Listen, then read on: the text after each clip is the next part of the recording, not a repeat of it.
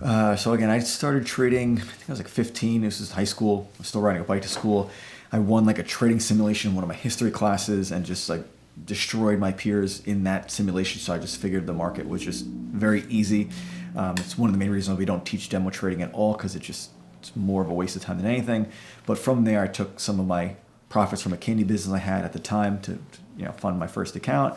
But I started rate before the beginning of the financial crisis. This was early 2007, before all that craziness happened. So I watched my portfolio drop 80% at its lows, and all the worst names. I was in financials, I was in automotive, I was in clean energy, which all were the big hype names during that era. So traded through that. I think my second or third year, I made like $2,000 profit. When you're 16, 17, you think that's a lot of money. Back when commissions were $18 to buy and 18 to sell. Through that, I started to trade in college, gained a little bit more traction. I started to trade more of the leverage ETFs and things that we completely avoid.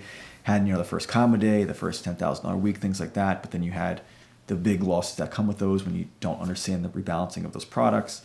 After graduating college, 2.4 GPA, barely skirting by.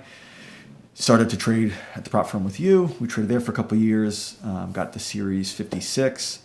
And then after a few years trading the prop firm, went to become a financial advisor at one of the largest investment banks, getting my 763, SIE, all the other little numbers that you need to be a financial advisor and manage clients' monies. Where at the prop firm, we were trading our firm's money.